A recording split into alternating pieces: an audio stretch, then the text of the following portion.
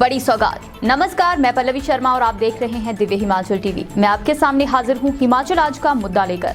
हिमाचल के पूर्ण राज्यत्व दिवस के स्वर्ण जयंती समारोह में सोलन के ठोडो मैदान में हिमाचल के कर्मचारियों को बड़ी सौगात मिलने वाली है। कर्मचारियों के एरियर के 3% गैप को सीएम आज खत्म करने का बड़ा ऐलान कर सकते हैं। इसके अलावा पे कमीशन में विसंगतियों को भी खत्म करने का मुख्यमंत्री जयराम ठाकुर ऐलान करेंगे। और कौन कौन से तोहफे मिलेंगे कर्मचारियों को, हम पहाड़ी में इसी पर चर्चा कर रहे हैं अनिल अग्निहोत्री और राजेश शर्मा। कर्मचारियों को सबसे बड़ा तोहफा, राजेश क्या एक्सक्लूसिव जानकारी है जी? कल पूर्ण राज्यत्व दिवस है। बिल्कुल सारे कहीं पे ये चला हुआ, इवन कर्मचारी भी सेलिब्रेट करना शुरू हो गए हैं कि कल घोषणाएं होंगी जी। लेकिन घोषणाएं क्या होंगी, किस तरह से होंगी, ये आपके पास एक्सक्लूसिव जानकारी है जो अब हम शेयर करने जा रहे हैं सभी लोगों के साथ जी। राजेश, सबसे बड़ी खुशखबरी दे सकते हैं मुख्यमंत्री, हुआ क्या आज इसको लेकर? बिल्कुल, देखिए कल पूर्ण राज्यत्व का स्वर्ण जयंती जो समारोह है वो सोलन के ठोडो मैदान में मनाया जाएगा और उसके लिए वहां जो खुशखबरी कर्मचारियों को मुख्यमंत्री जयराम ठाकुर देंगे उसकी आज पटकथा शिमला में लिख दी गई है। आज 4 बैठकें हुई अग्निहोत्री जी और अभी एक बैठक और प्रस्तावित है। पूरा दिन भर सरकार का महामंथन एक तरह से कर्मचारियों की मांगों को लेकर, प्रदेश के भविष्य को लेकर या प्रदेश के लोगों के एक तरह से कल्याणकारी योजनाओं को लेकर आज दिन भर बहुत बिजी शेड्यूल रहा है। राजेश के चारों बैठकें में ही कर्मचारियों के मसले डिस्कस हुए जी। अगर शुरुआत से हम बताएं, बिल्कुल अभी आते हैं। 3 बैठकें अभी तक हो चुकी हैं, चौथी चल रही है। कर्मचारियों के मसलों को लेकर दूसरी और तीसरी बैठक में बहुत अहम जानकारी कर्मचारियों के लिए है कि 2 बैठकों में उनके मुद्दे सीधे तौर पे सरकार के पास पहुंचे हैं, जहां सरकार ने मंथन किया है, जिसमें मुख्य सचिव और अतिरिक्त जितने भी सचिव थे उनके साथ तमाम बैठकें हुई हैं। पूरी ब्यूरोक्रेसी उन बैठकों में शामिल थी जी। मीटिंग नंबर 2 और मीटिंग नंबर 3 बिल्कुल इन दो बैठकों में कर्मचारियों के मसले एड्रेस हुए हैं। जी राजेश, सबसे बड़ी बात है कल जो आपने कहा, कल हमने जो अपने दर्शकों को जानकारी भी दी थी और कल जो हुआ भी है, कर्मचारी नेताओं ने जैसा कल एक तरह से दिवाली मनाई थी कैमरों के सामने गिरती बर्फ के बीच, बिल्कुल वो था कि 6 पे कमीशन के जो एनोमलीज हैं जी, उसमें जो विसंगतियां हैं बिल्कुल भुगतान में कर्मचारियों के, उन पे एक राय बन गई। उन पे क्या हुआ आज? बिल्कुल देखिए, जो वेतन विसंगतियों को लेकर सरकार ने कहा है कि कर्मचारियों की समस्याओं का समाधान करना, उस पे सरकार ने सहानुभूति पूर्वक आज विचार किया है। सरकार का कहना है कि हम नहीं चाहते हैं कि कोई भी प्रदेश का कर्मचारी किसी भी तरह किसी भी परिस्थितियों में घाटे में वो कर्मचारी हो, जबकि सरकार नया वेतन आयोग यहां दे रही है। वेतन विसंगतियां जितने भी हैं दूर की जाएंगी, उसका खाका एक खींचा जा रहा है। कल हो सकता है इस पे सोलन के ठोडो मैदान से मुख्यमंत्री जयराम ठाकुर सीधे तौर पे ऐलान करें। 15% पे आ रहा हूं अग्निहोत्री जी। कर्मचारियों की मांग थी जो पंजाब पे कमीशन के, जिसमें कहा था कि 3 बिंदु हैं, उन 3 बिंदुओं को आप हूबहू फॉलो कर लीजिए। सरकार ने 2 फॉलो कर लिए थे, जिसमें 2.25 और 2.59 सीधे तौर पे सहमति बन गई थी। 15% की एक मुश्त वेतन बढ़ोतरी की जो मांग थी कर्मचारियों की, वो मांग भी शायद पूरे होने जा रही है जी। राजेश, एक और भी बड़ी मांग है जी। एक मुश्त फायदा होने के आसार है कल सभी कर्मचारियों को। सबसे बड़ा एक तोहफा जो लगभग सर्टेन लग रहा है, क्या है वो? बिल्कुल देखिए, कर्मचारियों एक लगातार पहले इसकी भूमिका पे आते हैं। कर्मचारी लगातार एक उदाहरण देते हैं कि केंद्र के कर्मचारियों और हिमाचल के कर्मचारियों के डीए में जो डिस्पैरिटी है, जो विसंगति है, सरकार उसको ना तो एड्रेस कर रही है ना ही उस समस्या को सॉर्ट आउट कर रही है।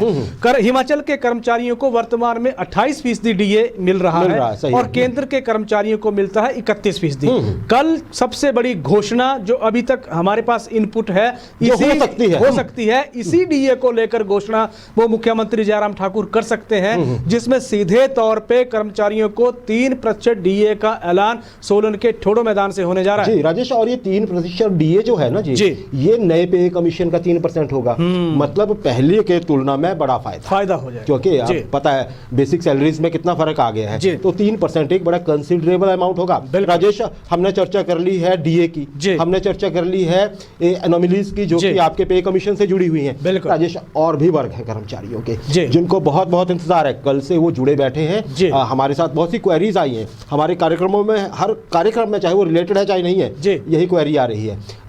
क्या बाकी कर्मचारियों के मुद्दे भी एड्रेस हो रहे हैं? पुलिस बैंड है, बाकी सब भी है। बिल्कुल, देखिए कर्मचारियों के हर वर्ग के मुद्दों को लेकर जो 2 बैठकें आज हुई हैं, जिसमें सीधे तौर पे कर्मचारी ही छाए हैं। कर्मचारियों की चाहे वेतन विसंगति का मसला हो, चाहे डीए का मसला हो, चाहे आने वाली योजनाओं को लेकर कोई मसला हो, हर मसले का कर्मचारियों की इन बैठकों में एक तरह से चर्चा हुई है, महामंथन इन बैठकों में हुआ है। पुलिस पे बैंड की आपने बात की, 5500 पुलिसकर्मी सीधे तौर पे 2015 की उस विसंगति को खत्म करने की बात कर रहे हैं, जिससे उन्हें घाटा हो रहा है। 8 साल का जो एक राइडर आप कह लीजिए या कुछ कह लीजिए, उनको जो हायर ग्रेड पे के लिए जो 8 साल का एक पीरियड भोगना पड़ता है, उस पीरियड को खत्म करने की पुलिसकर्मी मांग कर रहे हैं। वो कह रहे हैं कि बाकी विभागों की तर्ज पर हमारे लिए भी 2 साल कर दीजिए। 2 साल उस पे, क्योंकि हाई कोर्ट में ये मसला वो कांस्टेबल रैंक के कर्मचारी हार गए हैं। मसला जो है अब गेंद जो है वो सरकार के पाले में है। सरकार क्या करती है, क्या स्टैंड लेती है, क्योंकि आज भी इस पे चर्चा हुई है। पिछले कल आप याद करिए, पिछले कल भी इस पे मुख्यमंत्री जयराम ठाकुर ने मसला है। बिल्कुल बिल्कुल, मुख्यमंत्री जयराम ठाकुर ने पहले दिन से ही स्टैंड इस पे अपना और सरकार का एक तरह से क्लियर कर दिया है कि सरकार मानवीय पहलू को ध्यान रख के इस विसंगति को दूर करने की पूरी कोशिश करेगी। आज भी यही चर्चा इस पे हुई है, तो राहत की खबर पुलिस कर्मियों के लिए भी आ सकती है पे बैंड की करेक्शन को लेकर। जी राजेश, एक बहुत बड़ी मांग है समूचे कर्मचारी वर्ग की, हम ये कहेंगे समूचे इसलिए कि जो इसमें कवर नहीं भी होते हैं, जो पहले से फायदे में वो भी इसको डिमांड को समर्थन देते हैं, और वो है ओपीएस के लिए कमेटी की बात। बिल्कुल, इस पे क्या रहा आज? बिल्कुल, देखिए ओपीएस की कमेटी का जो मसला है वो लगातार एक तरह से चलता रहा है और उस पर भी चर्चा हुई है, क्योंकि ओपीएस की कमेटी में शामिल होंगे कुछ एनपीएस के लोग, शामिल उसमें किए जाएंगे संगठन के पदाधिकारी जिस तरह से हैं, और सरकार के कुछ अफसर, टॉप ब्यूरोक्रेसी उसमें नहीं शामिल है, जिनको ओपीएस का लाभ नहीं मिल रहा है। बिल्कुल वही इसमें आएंगे। तो वो क्योंकि वो दोनों परिस्थितियों का ध्यान करेंगे, अफसर देखेंगे सरकार के संसाधन कितने हैं, क्या वो इस तरह की परिस्थितियों में अलाउ करती है या नहीं करती है। एनपीएस के जो कर्मचारी हैं वो तमाम कर्मचारी इस तरह से दलील और इस तरह से अपना केस मजबूत करेंगे कि एनपीएस में रह के ना तो हमारा फ्यूचर है और ना ही उस पैसे का प्रबंधन सरकार को सीधे तौर पे लाभ देने की स्थिति में होगा। 6000 करोड़ का अमाउंट अभी तक एनपीएस जो कर्मचारी हैं उनके अकाउंट में क्रेडिट कंपनी के पास हो चुका है। अब जिस तरह से अब एक वर्ग और है अग्निहोत्री जी, जिसमें आज उन्होंने सीधे तौर पे सरकार को, अगर हम कहें तो जेसीसी की याद दिलाई है, और जेसीसी की मीटिंग को, क्योंकि अभी आप देख लीजिए 28 तारीख आने वाली है, 28 तारीख को 3 महीने हो जाएंगे। कर्मचारी सीधे तौर पे जो कह रहे हैं वो ये कह रहे हैं, ये है अनुबंध से नियमित हुआ जो कर्मचारी संघ है, उन्होंने याद दिलाया है कि जेसीसी की मीटिंग में जब हमारा मसला उठा था तो सरकार ने कहा था कि हम इस पे एक कमेटी बनाएंगे, वो कमेटी अध्ययन करेगी, उसकी रिपोर्ट जब सामने आएगी तो उसके आधार पे फैसला लेंगे। डेट ऑफ ज्वाइनिंग से मेरे ख्याल में, और ये जो मांग रहे हैं लाभ, ये मांग रहे हैं डेट ऑफ ज्वाइनिंग से सीनियोरिटी का लाभ मांग रहे हैं, जिस दिन से उन्होंने ज्वाइन सरकारी सेवा की है, यानी कि कॉन्ट्रैक्ट पीरियड को भी ऐड करने की बात ऐड करने की बात हो रही है। अब दिक्कत यह है कि कमेटी नहीं बनी है, और कमेटी क्यों नहीं बनी है, किन परिस्थितियों में सरकार ने ये कहा था इसमें राजेश कि हम कर्मचारी नेताओं से बात करेंगे, क्योंकि सबको पता है इसके वित्तीय इंप्लीकेशंस भी हैं और साथ में फाइनेंशियल तो है ही। अब जो सरकार की जो दलील थी कि हम कर्मचारी नेताओं से बात करेंगे, वो नेताओं की दलील अब यहां सुन लीजिए, जो भर्ती और पदोन्नति नियमों का हवाला दे रहे हैं। वो कर्मचारी ये कह रहे हैं सीधे तौर पे कि 70,000 एनपीएस कर्मचारियों के भविष्य से या 70,000 अनुबंध से नियमित हुए कर्मचारियों के भविष्य से जुड़ा हुआ ये मसला है। सरकार ने कहा था कमेटी बनाएंगे, इन्होंने कहा कि भर्ती और पदोन्नति नियमों को आप आधार बनाइए, उसके आधार पे सभी की नियुक्ति हुई है, जब सभी की नियुक्ति उस आधार पे हुई है तो सभी को वरिष्ठता का लाभ उसी आधार पे मिलना चाहिए। तो वहां भर्ती और पदोन्नति के नियमों से छेड़छाड़ सीधे तौर पे नहीं की जानी चाहिए। तो इन्होंने भी एक तरह से आज दबाव सरकार पे बनाया है, लेकिन ये सेंसिटिव इशू है, क्योंकि सरकार हमेशा ही इस मसले से थोड़ी सी दूर खड़ी रही है। बिल्कुल पता वही है सरकार को कि ये केस कोर्ट में भी जा सकते हैं और उसमें एक बड़ा सारा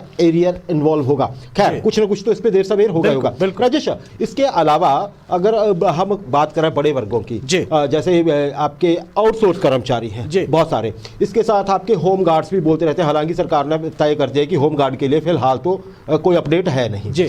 दूसरी बात राजेश, पंचायत वेटरनरी सहायक भी हैं और भी बड़े वर्ग है, चौकीदार है, पंचायत चौकीदार सभी है। क्या इन सभी लोगों पे आज चर्चा हो गई? और अगर हो गई तो दूसरा क्वेश्चन ये है, बहुत से हमारे एम्प्लॉइज देख रहे हैं, साथी अभी हमें लिख के भी आ रहा है, क्या सबकी घोषणाएं अगर करनी हो, देखिए मुख्यमंत्री का प्रेरोगेटिव है जी, वो चाहे कल तो कुछ भी घोषणा करे चाहे नहीं करे, लेकिन जो इनपुट है कि वो करेंगे जी। तो क्या कल ही सबके लिए घोषणा हो जाएगी क्या? देखिए एक साथ तो कल सभी के लिए घोषणा नहीं होगी।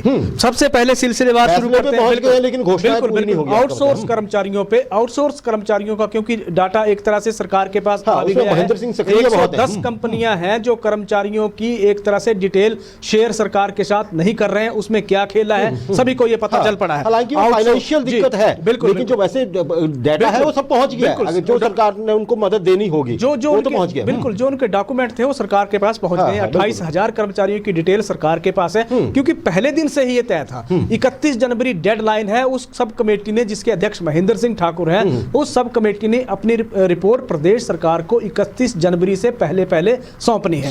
आज आप देख लीजिए 24 तारीख होगी, एक हफ्ते का वक्त सब कमेटी के पास है। 31 को रिपोर्ट जाएगी, उसके बाद रिसर्च होगी, उसके बाद बजट सत्र जब हिमाचल का आएगा उस बजट सेशन में ही आउटसोर्स कर्मचारियों के लिए पॉलिसी निकलेगी। उससे पहले हम पहले भी कहते रहे कि उम्मीद ना रखिए। जी राजेश, दूसरी चीज, आपने होमगार्ड जवानों की बात की। होमगार्ड जवानों के लिए तो 2015 के बाद से क्योंकि भर्तियां हुई नहीं थी, अब होंगी, सिर्फ यही नई अपडेट है। इसके अलावा जो इनको कहा था कि जब इनके भर्तियां एक तरह से की गई थी तो उस दौरान इन कर्मचारियों को, लोगों को जागरूक करने के लिए रखा गया था। होमगार्ड को एक तरह से मानदेय देती है जो इनको दिया जाता है। अभी इसमें नई पॉलिसी बदली नहीं है, नई अपडेट भी नहीं है हमारे पास। केंद्रीय स्तर पे ये संशोधन होगा, उसके बाद प्रदेशों का इसमें नंबर या बारी आएगी। जी, दूसरा आपने पंचायत वेटरनरी फार्मासिस्ट की बात की अग्निहोत्री जी। पंचायत वेटरनरी फार्मासिस्ट का एक बहुत बड़ा वर्ग है, 1000 के करीब कर्मचारी सीधे तौर पे सरकार पे दबाव बना रहे हैं कि 3 साल से 2 साल का पीरियड आपने कर दिया है। ये तो मंत्रालय पे भी बहुत दबाव है। हमारे तो 3.5 साल होने को है, हम तो रेगुलर हुए नहीं अभी। और इनका जो केस है अब पंचायती राज मंत्री वीरेंद्र कंवर के पास पहुंच गया है। विभाग ने पूरी दलीलें और पूरे तर्क मंत्री को बता दिए हैं। अब आने वाली जो मंत्रिमंडल की बैठक होगी, हो सकता है अभी इस पे आगे इनपुट कोई नहीं है क्योंकि अभी फाइल मंत्री के पास है। हो सकता है कि मंत्रिमंडल की बैठक में इसकी डिस्कस की जाए। पंचायत चौकीदारों का क्या राजेश, कल शायद वो मंत्री से मिलने वाले हैं फतेहपुर में, शायद कांगड़ा में। बिल्कुल, देखिए पंचायत चौकीदारों की बैठक है कल मंत्री से, और सीधे तौर पे मांग जो कर रहे हैं वो पॉलिसी बनाने की मांग कर रहे हैं, जिसमें पॉलिसी और दूसरा जो इनकी सैलरी, 2 इशू इन्होंने सबसे पहले रखे हैं सरकार के पास, क्योंकि 5,500 के आसपास जिस तरह की पगार इनको मिलती है उससे गुजारा इन्होंने कहा कि हमारा चलता नहीं है। कल मिलेंगे मंत्री से, जिसमें ये अपने तमाम ये पॉलिसी की मांग भी करेंगे, सैलरी की मांग करेंगे, आगे भविष्य को लेकर सरकार की प्लानिंग को जानने की भी कोशिश करेंगे। ये कह रहे हैं कि हमें कम से कम दैनिक भोगी ही बनाया जाए, अगर आपने हमारे लिए कुछ और करना नहीं है अभी, क्योंकि एक साथ इन सारी चीजों को होगा नहीं। बजट पास में आने वाला है हमारा, बजट सत्र में यहाँ से इनके लिए खुशियों का एक पिटारा खुल सकता है। जी राजेश, इन कर्मचारियों के अतिरिक्त अगर हम एक और वर्ग की बात करें जी, वो है पढ़े लिखे बेरोजगार हिमाचल के, बिल्कुल, जो क्वालिफाइड है, स्किल्ड है जी। तो देखिए कल शायद आपको क्या लगता है कि कल देखिए युवाओं के लिए कोई ना कोई घोषणा होने की उम्मीद विशेषज्ञ कर रहे हैं जी, क्योंकि मुख्यमंत्री वर्गों को संबोधित करेंगे कल, बिल्कुल, है ना जी। एक तरह से जो लग रहा है विशेषज्ञों को, आगे हम पहले भी कह चुके हैं मुख्यमंत्री का प्रेरोगेटिव है, वो क्या करते हैं वो उनके हाथ में है, लेकिन कहा जा रहा है कि शायद वो वर्गों को संबोधित करें। तो युवा भी बहुत बड़ा वर्ग है, और युवा जो है वो सरकारी नौकरी भी चाहते हैं। जैसे हम पहले कहते आए हैं, लाइब्रेरियन बैठे हुए हैं जो कहते हैं कि हमें बैच वाइज लगाइए।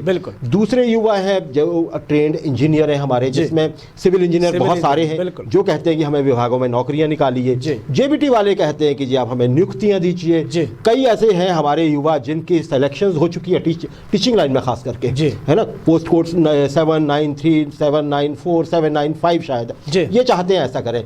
JOAK से आईटी के, बिल्कुल, है ना जी, कुछ कहते हैं तुरंत भर्तियां करिए 1800 कुछ पदों पे, कुछ दूसरे 554 वाले अटके हुए हैं कि जी हमें बचा लीजिए। बिल्कुल, तो क्या युवाओं को कुछ ना कुछ घोषणा होने की उम्मीद है? बिल्कुल, देखिए मुख्यमंत्री जयराम ठाकुर एक तो थैंक्स करेंगे, क्योंकि प्रदेश जिस गति से जिस तरह आगे बढ़ रहा है, स्वर्ण जयंती समारोह बना रहा है, और उसमें अपने पूर्ण राज्यत्व का जब समारोह होगा तो मुख्यमंत्री निश्चित तौर पर युवा वर्ग को भी एड्रेस करेंगे। प्रदेश की ताकत युवा वर्ग है। युवाओं के लिए राहत की खबर है कि जिस तरह का 28,000 इस वित्त वर्ष में सरकार ने कहा था कि हम पद भरेंगे सरकारी विभागों में, सरकारी दायरे में। जी, जी। अब हो ये रहा है अग्निहोत्री जी, कोरोना का जिस तरह की रफ्तार चली थी उससे हल्का सा स्लो डाउन आया है पूरी प्रोसेस, चाहे कर्मचारी चयन आयोग के मार्फत आप रख लीजिए, चाहे हिमाचल प्रदेश चयन आयोग के मार्फत रख लीजिए, दोनों आयोग के माध्यम से जितनी भी भर्तियां हो रही थी उन भर्तियों में हल्का सा गतिरोध पैदा हुआ है। गतिरोध जी जी। अब मुख्यमंत्री जयराम ठाकुर ऐलान करेंगे इस पे कर्मचारी युवा वर्ग के लिए, युवा वर्ग के लिए सरकारी क्षेत्र के दरवाजे तो सरकार खोलने जा रही है नौकरियों के लिहाज से, प्राइवेट सेक्टर में भी सरकार सबसे बड़ा इन्वेस्टमेंट लेके आ रही है, जैसे जिसमें नालागढ़ के उद्योग हो, जिसमें ऊना के उद्योग हैं, जिसमें कांगड़ा के उद्योग हैं। यहाँ युवाओं के लिए नौकरी का बहुत बड़ा स्कोप प्रदेश सरकार एक तरह से लाने जा रही है। और इसके अलावा स्वरोजगार के लिए भी सरकार बिल्कुल सरकार की 24 घंटे दरवाजे खुले हैं युवा वर्ग के लिए भी, बाकी लोगों के लिए, ताकि लोग नौकरी के पीछे ही ना भागे, बिल्कुल एंटरप्रेन्योर भी बने। राजेश, ये हमने चर्चा की है, तो देखते हैं इसके अतिरिक्त जो जनरल आम पब्लिक है हिमाचल की, उसके लिए तो होगा ही होगा।